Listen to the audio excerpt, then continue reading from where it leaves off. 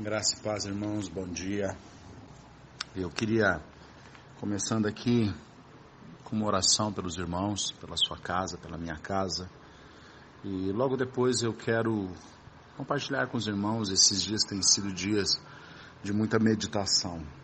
Não sei se você, como já pedimos anteriormente, fora do seu horário de trabalho, no momento em que você, porque eu sei que muitos estão trabalhando e o ritmo ainda não diminuiu, graças a Deus, inclusive, isso é muito positivo. Eu não sou a favor da parada plena do trabalho, mas sim com o cuidado na direção a qual nós temos recebido para uma proteção e um zelo com a nossa família. Mas, fora disso, eu acredito que é uma oportunidade de Deus para que nós possamos estar meditando na palavra do Senhor. Esse já é uma promessa antiga, né? Quando nós lemos o Salmo 1, meu prazer está na lei do Senhor e nela medito de dia e de noite. E a sequência, com consequência, você já conhece. É como se fosse uma árvore plantada junto a ribeiros, né? Que no tempo certo dá seu fruto, suas folhas não caem e tudo quanto fizer prosperará. E nem sempre prosperar é ganhar. Prosperar é ser bem suprido na presença de Deus. Então, eu vou fazer uma oração, depois eu vou compartilhar uma palavra que tem me intrigado desde a madrugada de hoje. E demorei para vir aqui porque eu queria ter certeza que eu tinha um sim de Deus para falar. Então eu vou orar, depois eu dou sequência nas mensagens, ok? Soberano Pai, Deus meu amigo Jesus, Espírito Santo, meu ajudador. Senhor, nós entramos junto com os meus irmãos, por essa ferramenta hoje tão útil, que por outros dias ela estava servindo até como distração e pedra de tropeço, mas hoje, se soubermos usar as redes sociais, a internet, os nossos aparelhos, essa tecnologia, ela poderá se tornar uma bênção. Ainda que de repente tenha sido construída para o progresso, ou espiritualmente falando até para o atrapalho da vida de alguns, podemos trazer a consciência de que até as maldições se transformam em bênção quando o Senhor age. Por isso, Pai, no nome de Jesus, eu quero orar e declarar paz, alegria e misericórdia sobre a casa de cada um dos meus irmãos. Declarar vida e vida plena, que cada um possa ser suprido nas suas necessidades de corpo, alma e espírito. Que cada um, Deus, possa encontrar no Senhor a sua fonte inesgotável de vida e de todos os seus suprimentos. Pai, no nome de Jesus, eu quero abençoar cada homem, mulher, jovem, idoso, que ouvirão essa palavra. E em nome de Jesus, que o teu Espírito, Deus, possa encontrar uma liberdade no ouvido de cada pessoa. Porque a tua palavra nos ensina e já nos predispôs a aquele que tem ouvidos para ouvir, ouça o que o Espírito diz à igreja. Pai, no nome de Jesus, guarda-nos, livra-nos, fortalece-nos, ajuda-nos nesse momento, para que não sejamos encontrados negligentes, ou como alguém que despreza a salvação que recebeu, ou até mesmo como um desobediente, que dá direito total ao príncipe deste mundo governar. Porque a tua palavra diz que o príncipe deste mundo tem poder para cegar os olhos dos filhos da desobediência. Que sejamos encontrados como filhos obedientes, ainda que a obediência seja aprendida pelo sofrimento, mas que possamos, em nome de Jesus, ser filhos da obediência, filhos do Deus Altíssimo, resgatados pelo seu próprio poder e vontade, para cumprir e viver o propósito dele até a sua volta, aonde ele buscará os seus, no nome de Jesus. Esses dias, como eu disse antes, até no primeiro áudio, tem sido dias bastante interessantes de reorganização de valores, né? Reorganização de prioridades, observação na palavra de Deus. E observando todo o movimento, já partilhamos isso antes, e de uma forma muito feliz por ver o que Deus está fazendo, de outra forma muito triste por ver o quanto nós somos difíceis de nos dobrarmos. Quando eu olho para mim mesmo, eu me lembro do texto que diz que os homens são de dura cerviz, né? Durante muito tempo eu até usei de forma errada e equivocada esse texto, porque eu interpretava errado. Eu pensava que dura cerviz era ruim de serviço, né? Mas na verdade o texto ou a palavra quer dizer de se dobrar, de se prostrar, de se render. E eu percebo quão duro somos nós, quanto eu sou duro de me render, de me dobrar, de me prostrar. Aparentemente, por mais que a gente tenha uma expressão de rendição, cada um conhece a si mesmo. Você se conhece, eu me conheço. É por isso que eu gosto de olhar no espelho e lembrar da palavra, que logo em seguida que saio de diante daquele espelho, eu esqueço da minha face. Porque eu não consigo estar me lembrando de quem eu sou. Porque se eu gravasse realmente quem eu sou, provavelmente eu me empenharia mais em buscar a transformação que a própria palavra tem poder para fazer. Então, eu tenho ouvido muitas coisas, tenho meditado em muitos textos, tenho procurado estar mais desligado das informações gerais, ainda que eu não me desinformo totalmente, porque a gente é um ser humano, cidadão, temos as nossas responsabilidades civis, temos as nossas responsabilidades sociais, temos as nossas responsabilidades espirituais. E eu não sou só espiritual. Eu habito dentro de um corpo e esse corpo tem necessidades, esse corpo tem uma série de coisas que você também sabe o que é. E eu não venho aqui para falar do corpo. Eu vim aqui para falar daquilo que eu acredito que nós precisamos estar atentos aonde que o Senhor quer nos levar nesses dias. O que o Senhor deseja nos ensinar nesse tempo, e cada um na sua área, com aquilo que de repente pode me edificar, com aquilo que pode me ajudar, porque eu preciso de muita ajuda. Não sei se você precisa, mas eu preciso de muita ajuda. Eu preciso de ajuda do Espírito Santo para vencer as minhas debilidades, as minhas deficiências, as minhas fraquezas.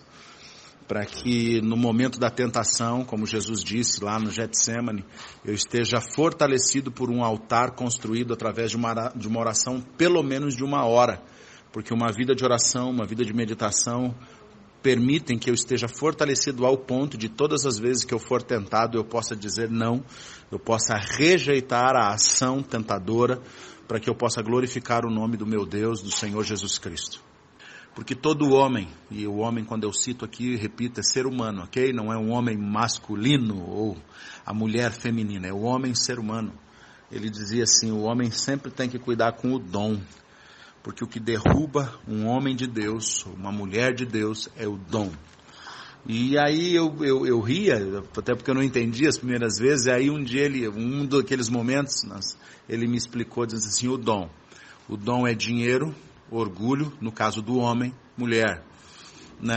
No caso da mulher, também tem a mesma queda por causa do dinheiro e do orgulho, algumas vezes de uma forma ou de outra, independente, porque é muito mais marcado o adultério do homem do que o da mulher.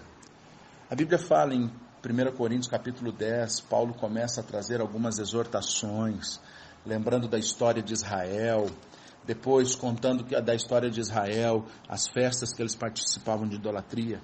Mas eu queria ler 2 textos específicos e lendo ele de baixo para cima, para que a gente tenha uma compreensão melhor e possa meditar nisso, porque a minha proposta aqui é que você medite nesses textos junto comigo.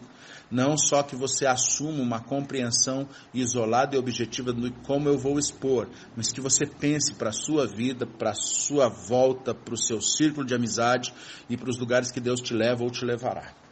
Primeiro, a partir do verso 12 de 1 Coríntios 10, Paulo diz assim, aquele que julga estar de pé, ou julga estar firme, cuide-se para que não caia. Eu acho esse texto poderosíssimo e eu tenho ele na minha mente constantemente. Assim, aquele que julga estar firme, cuide-se para que não caia, ou numa outra tradução, aquele que julga estar de pé, vigie para que não caia. E aí eu comecei a olhar e observar, não que isso seja uma regra imutável e seja sempre assim, mas na grande maioria das vezes, para não dizer 100% das vezes, que nós de alguma maneira tivemos a oportunidade de ajudar algumas pessoas, todas elas estavam envolvidas nesse contexto. A Bíblia diz assim no verso 7 de 1 Coríntios 10. Não sejam idólatras, como alguns deles foram, conforme está escrito. O povo se assentou para comer e beber e levantou-se para se entregar à farra. Não pratiquemos imoralidade, como alguns deles fizeram. Num só dia morreram 23.000. Não devemos pôr o Senhor à prova, por alguns deles fizeram e foram mortos por serpentes. E não se queixem, como se queixaram alguns, e eles foram mortos pelo anjo destruidor. Estas coisas aconteceram a eles como exemplo e foram escritas como advertência para nós, sobre quem tem chegado o fim dos tempos. Verso 13, não sobreveio a vocês tentação que não fosse comum aos homens. E Deus é fiel, Ele não permitirá que vocês sejam tentados além do que podem suportar. Mas quando forem tentados, Ele mesmo lhe providenciará um escape, para que o possam suportar. Por isso, meus amados irmãos, fujam da idolatria. Estou falando a pessoas sensatas. Julguem vocês mesmos o que estou dizendo. Não é verdade que o cálice da bênção que abençoamos é uma participação no sangue de Cristo? E o pão que partimos é uma participação no corpo de Cristo? Como há somente um pão, nós, que somos muitos, somos um só corpo, pois todos participamos de um único pão. Considerem o povo de Israel, os que comem dos sacrifícios não participam do altar? Portanto, o que estou querendo dizer? Será que o sacrifício oferecido a um ídolo é alguma coisa? Ou o ídolo é alguma coisa? Não quero dizer que o que os pagãos sacrificam é oferecido a demônios e não a Deus? E não quero que vocês tenham comunhão com os demônios. Vocês não podem beber do cálice do Senhor e do cálice dos demônios. Não podem participar da mesa do Senhor e da mesa dos demônios. Porventura provocaremos ciúmes do Senhor? Somos mais fortes que o Senhor? Enfim, observando esse texto aqui, nós percebemos que toda a consequência da idolatria, toda a consequência de alguém que participa de um culto, de uma realidade, de uma prática idólatra, tem como consequência a imoralidade. A quebra de padrões morais, a quebra dos padrões do bom senso, principalmente na questão da imoralidade sexual, onde surgem as paixões, onde surgem os adultérios, onde surge uma série de consequências pecaminosas e destruidoras na vida de todos aqueles que os praticam. A Bíblia diz que toda tentação não é sobre-humana, antes Deus nos dá o escape. Mas quando eu promovo, quando eu de alguma maneira me envolvo, como próprios textos dizem, que a prática da idolatria levava à prática das imoralidades e do suprimento das suas concupiscências, quando você vai lendo os textos do Antigo Testamento, quando você olha a prática do povo, que mesmo que liberto, mesmo que salvo, vou usar até um termo mais atual, mesmo aqueles que já tinham aceitado Jesus, aqueles que frequentavam a igreja, aqueles que participavam dos cultos, levavam as suas ofertas, aqueles que serviam em toda a comunidade de Israel, naquele período de transição no deserto, eles de alguma maneira se permitiram que a idolatria que tinha sobre a sua vida continuasse a acompanhar e conduzir as suas vidas. Eles continuavam a ser movidos e manipulados pelos seus desejos, pela sua iniquidade, como já explicamos em outros dias. Eles continuavam a ser governados pelos seus próprios sentimentos, pelas suas próprias expectativas. E aí a gente percebe que essa idolatria levou muitas pessoas à morte, e eu percebo que hoje isso não é diferente. Por quê? A Bíblia diz que a idolatria é o mesmo pecado de feitiçaria. É como se eu assumisse uma forma divina, eu me revestisse de uma divindade e provocasse ciúmes, como o texto diz no final, no verso 22. É como se eu de alguma maneira dissesse assim, sou revestido de um poder, porque eu sou autossuficiente, eu posso fazer, eu posso avançar, eu posso continuar de acordo com a minha própria vontade. Eu posso cumprir e suprir as minhas necessidades, mesmo que Deus não as faça. A Bíblia diz que a avareza tem a mesma conotação do pecado da idolatria. Por quê? Porque a avareza é a prática de alguém que coloca a confiança num Deus que não é o nosso Deus real, verdadeiro, poderoso, Criador dos céus e da terra. É a pessoa que confia na força do próprio braço, é a pessoa que confia na força da sua própria capacidade, ainda sabendo que a Deus o tenha dado, mas é aquela pessoa que confia nas suas capacidades, nos seus talentos, para avançar de acordo com os seus próprios talentos, dão essa condição. O problema não é o que eu tenho capacidade, o problema não é o que eu posso fazer, não são os talentos que eu tenho para desenvolver, prosperar, crescer e avançar. O problema é quando eu esqueço do conselho de Tiago, que diz que o homem soberbo, o homem arrogante, o homem presunçoso, ele diz que fará tal coisa e se irá para tal lugar. O texto é mais específico, dizendo assim: o que é o homem para dizer, o presunçoso homem para dizer, irei para tal cidade em determinado tempo, trabalharei 1 ano, ganharei dinheiro e depois voltarei. Não diria esse homem: se Deus assim o quiser, eu irei, farei e ganharei. O problema, na verdade, não é a nossa questão de talentos, porque muitos têm talentos e foram dados por Deus para serem multiplicados, reproduzidos e serem apresentados para o Senhor debaixo de uma fidelidade, de um temor e de uma lealdade. O problema é que quando nós olhando para as nossas capacitações, os nossos talentos e as nossas forças, fazemos da nossa mão, do nosso braço, a fonte da nossa força. E aqui quando a palavra fala sobre a idolatria, e aí nós vamos observando, porque aí você diria assim: mas eu não sou idólatra, eu abandonei os santinhos, a cidinha, a fatiminha e aquele monte de coisinha que você carregava, seja por tradição familiar, seja por indução das relações, não importa qual o motivo que te levou até lá ou te deixou lá por um período. O importante é que o Senhor te tirou das idolatrias humanas, falando, das idolatrias aonde nós criamos divindades para o nosso próprio desejo. Aqui nós falamos da idolatria que mesmo dentro da igreja evangélica, diríamos assim, do ambiente onde nós pregamos que o único Deus é o Ser Supremo, Deus Criador de todas as coisas, o Jeová Rafá, Tsidekenu, como eu tenho dito, né? O El Shaddai, o Elohim, enfim, o Deus Todo-Poderoso, o único Deus existente, porque o restante não é Deus. O problema é que quando nós não atentamos para isso e criamos alguns locais de autopreservação, divinizando algumas coisas dentro de nós. Talentos, poder, riquezas. E aí nós lembramos de outro texto onde a Bíblia diz, e eu sei que isso é chato para você, porque você me ouve falando isso o tempo todo. Quantas vezes eu já fui até, virei motivo de piada, alguns irmãos dizendo que eu tinha alergia a rico, ou que eu sou contra a riqueza. Meus irmãos, de maneira alguma, pelo contrário.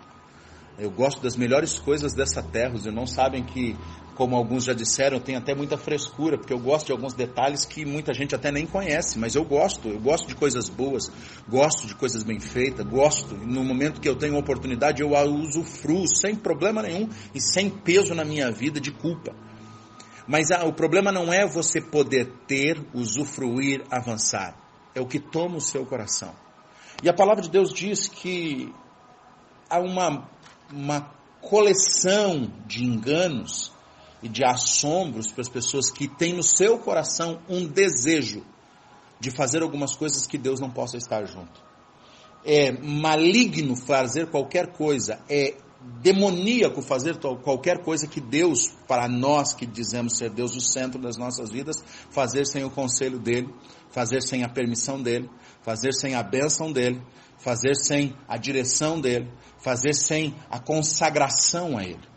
Então nós precisamos observar, porque a idolatria citada nesses dias, e acredito que para a igreja de uma forma geral, quando eu ouço muitas pessoas, muitos pastores falar, hoje nós estamos num assombro de novo, de tentar convencer as pessoas que elas serão bem-sucedidas, que elas vencerão, que o Brasil isso, que nós não podemos isso, que nós não podemos empobrecer, que nós temos que enriquecer. Meus irmãos, vocês já ouviram isso algumas vezes, eu tenho certeza que Deus enriquecerá muitos cristãos nesse tempo. Eu não sou nenhum idiota que eu não acredite que o Evangelho traz boas novas em todas as áreas da nossa vida. Eu não sou um imbecil que pode estar tentando lutar contra algo que poderia ser uma bênção de Deus na minha e na sua vida. Não é isso que eu estou querendo dizer.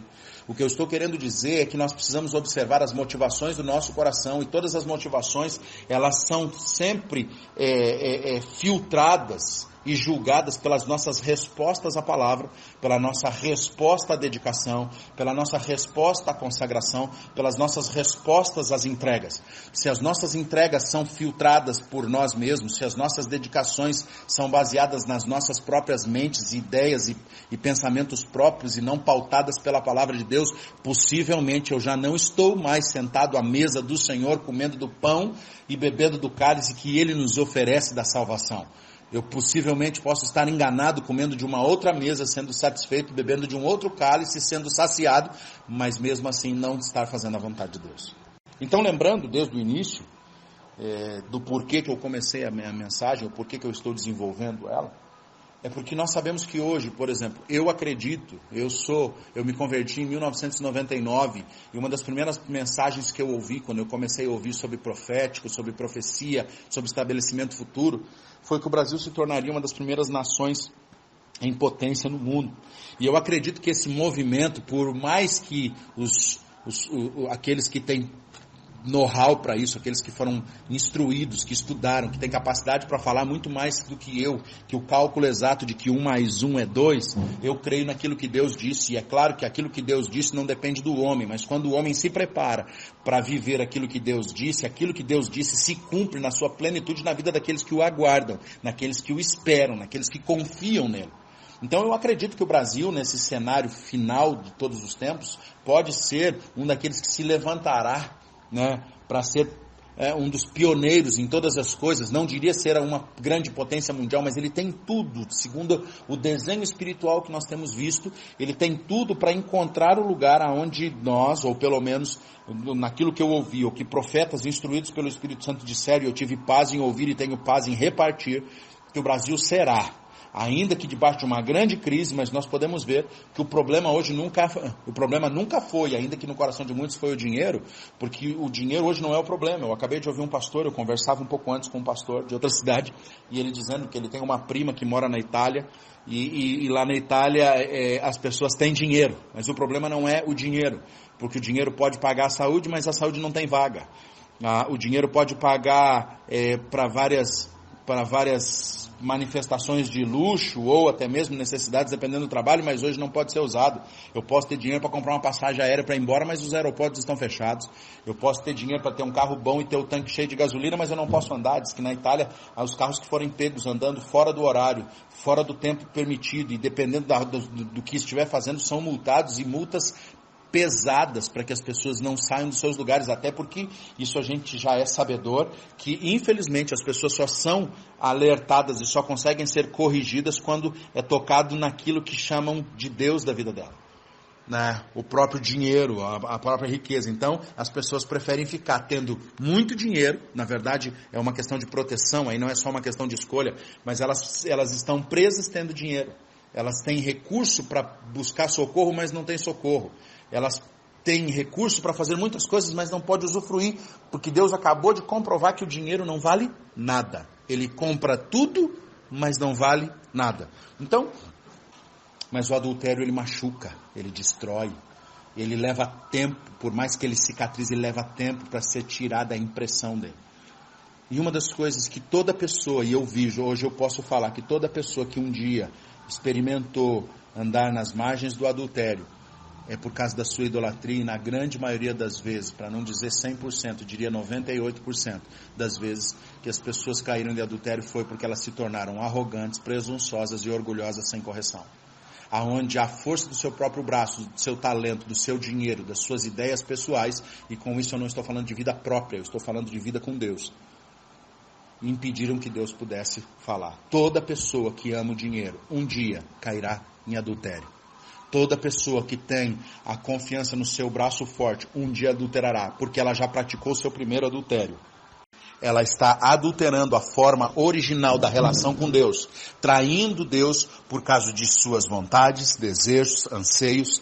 Às vezes começa pela sua própria necessidade, às vezes começa por uma necessidade pessoal, depois se estende por um prazer pessoal.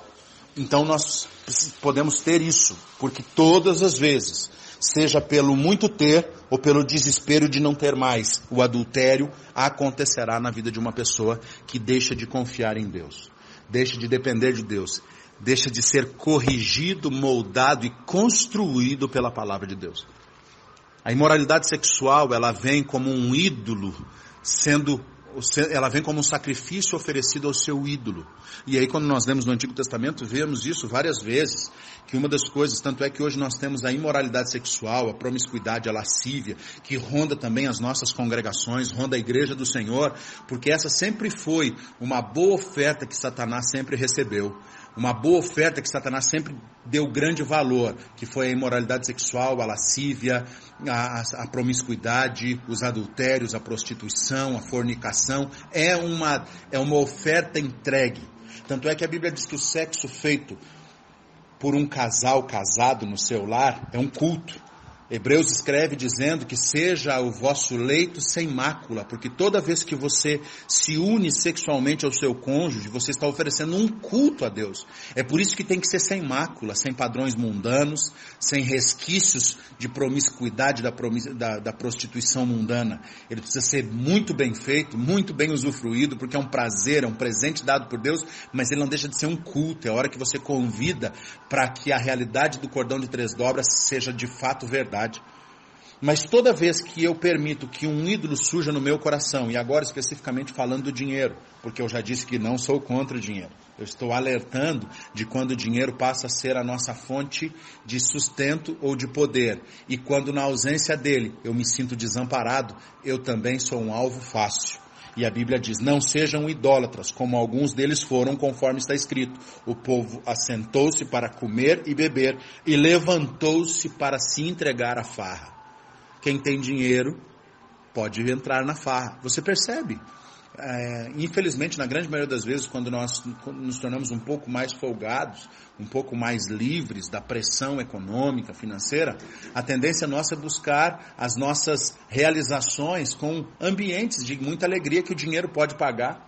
E nem sempre esses ambientes são ambientes da própria congregação ou da igreja de uma forma geral. São ambientes onde eu posso pagar em lugares que às vezes eu nem deveria estar. E não estou dizendo que isso é pecado. Por favor, não entenda que eu estou dizendo que é pecado.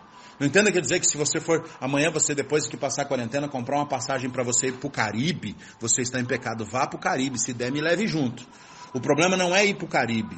O problema é estar em ambientes onde Deus não pode estar. É você se regalar, beber, ir à farra, se entregar à farra, aonde Deus não pode estar junto.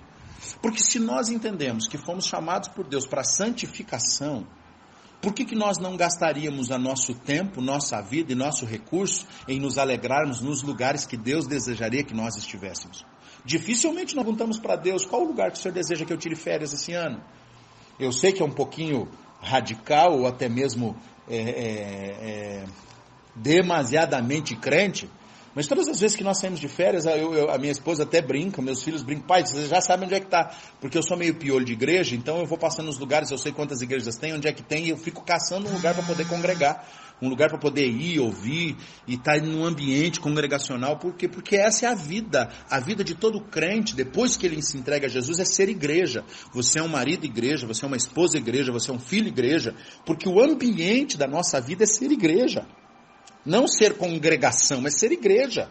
Então você transporta e carrega a glória de Deus para servir a igreja e anunciar o evangelho da salvação, as boas novas, o evangelho poderoso de Cristo para a salvação de todo aquele que crê. Nisso não quer dizer que você não possa se divertir, se alegrar. Não, você deve fazer isso. Mas deve fazer debaixo da graça, debaixo da unção, debaixo da misericórdia, debaixo da direção de Deus. Nós precisamos ter no nosso coração, irmãos, nós não fomos salvos para nos alegrarmos com as coisas que serão consumidas no dia da ira do Senhor. Nós não fomos salvos, essa ideia triunfalista de que Deus vai nos tirar do sofrimento, que Deus vai nos tirar do caos, que Deus vai nos tirar antes de tudo, e que Deus vai nos proteger e terá uma circunstância para precaver todo e qualquer prejuízo. Não existe, meu querido. Não existe, meus irmãos. Mais cedo ou mais tarde nós seremos confrontados com aquilo que foi plantado dentro de nós, ou verdade ou mentira. Então eu queria, do fundo do meu coração, exortar aos irmãos e chamar a atenção dos irmãos com uma instrução. Porque você está em ambientes que as pessoas vão precisar ser ajudadas por isso. Hoje nós nos envergonhamos e nos entristecemos quando isso se torna público. até quando toca na igreja, toca em nossos irmãos, porque a Bíblia diz que se um membro padece, todo o corpo perece. Então a unidade do corpo faz com que a gente possa chorar com quem chora e nos alegrar com quem se alegra. Mas nós podemos nos rever antecipadamente, rever os nossos sentidos, nossos gostos, nossos propósitos. Há um tempo de liberação nesses dias. Vejo Deus abrindo as portas e algumas coisas acontecerem, como já vínhamos dizendo há muitos dias atrás. Algumas coisas acontecerão de forma fascinante na vida de alguns irmãos, de algumas sementes que foram plantadas, principalmente com o seu coração, não com a sua mão. Aquelas sementes que o seu coração saiu na frente da sua mão. Vejo Deus trazendo uma resposta de uma lavoura muito farta na vida de muita gente. Mas ao mesmo tempo, tristemente, vejo que muitos que plantaram só com a mão e não plantaram com o coração, sendo levados a um lugar de frustração e de autocomiseração, em dizendo, nunca fui valorizado, nunca fui aplaudido, nunca fui bajulado. Aí é que vem a diferença do coração e da mão.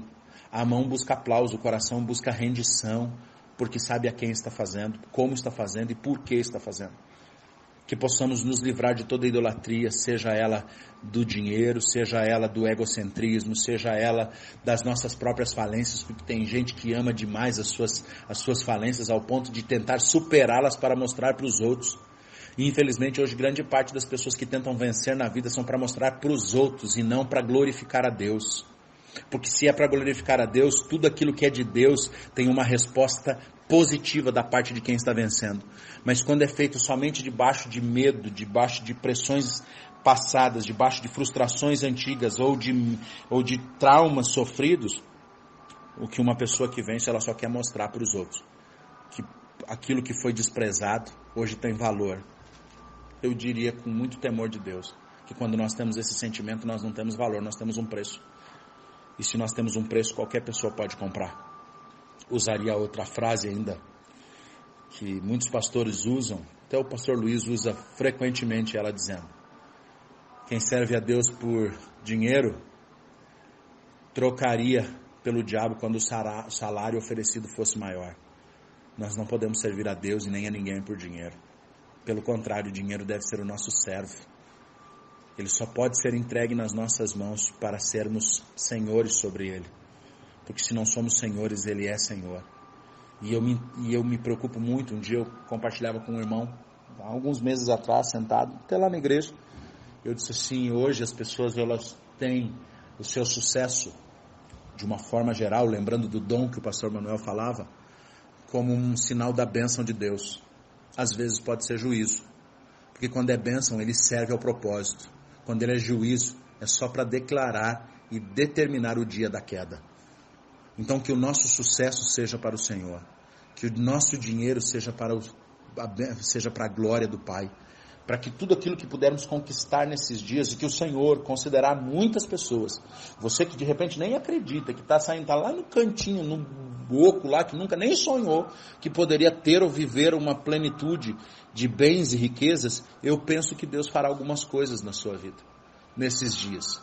E aqueles que têm e sempre tiveram o coração correto ainda irão mais. Mas aqueles que tiveram, ou têm, ou terão, que o Senhor não está como centro da sua vida, cuide. Porque às vezes não pode ser bênção, pode ser um juízo. Que possamos estar prontos nesses dias para sermos alunos bem frequentes da aula que Jesus nos chamou a participar. Aquele que quiser seguir a Ele precisa aprender a ser humilde e manso, corrigível, como eu disse e quero terminar. Não entenda, por favor, que essa mensagem foi direcionada com alguém ou eu falei pensando em alguém. Mas, porque se fosse para alguém eu falaria diretamente. Porque quem tem ouvidos para ouvir, ou para quem tem ouvidos para ouvir, ouve diretamente ou coletivamente. Quem já não tem ouvidos para ouvir, tudo é motivo para se fechar. E eu estou falando a pessoas que eu acredito que têm ouvidos abertos para ouvir a instrução, às vezes a correção, ou ainda a exortação. Mas que em tudo isso seja uma maneira para você se alinhar, para que eu possa me alinhar. Eu estou pensando na minha vida nesses dias. Se alinhar com Deus, para poder viver tudo aquilo que Ele prometeu e nos deixará viver nesses últimos dias, para o cumprimento da sua vontade, para aquilo que nós falamos e hoje parece que não acontecerá. Mas eu acredito que estão chegando os dias, como os dias de José no Egito. Um período, e eu não sei se 7 anos, 7 meses, 7 dias, 7 horas ou 7 minutos, não sei. Mas um momento onde Deus nos permitirá encher os nossos celeiros, encher os nossos depósitos, para que nos próximos anos, que virão os 7 anos, que como eu posso usar o mesmo paralelo usado antes, se dias, minutos, horas ou segundos, os próximos dias tenhamos como suprir tanto as nossas necessidades, como a necessidade daqueles que estiverem à nossa volta, e a necessidade daqueles que desesperadamente quererão voltar para a presença de Deus e não saberão como, e nós teremos uma palavra, uma resposta e um lugar de descanso, para aqueles que quiserem conhecer e voltar a viver para Cristo de novo. Graça e paz, Deus abençoe, que o Senhor Jesus o ensine, que a palavra viva do Senhor entre no meu e no seu coração, e que estejamos nos preparando nesses dias, que o Senhor promete que virá, e nos guardará, e nos abençoará em todas as áreas da nossa vida, daqueles que principalmente ouvem e dão ouvidos à voz do Senhor. Um bom dia, um bom almoço, e até outra oportunidade no nome de Jesus.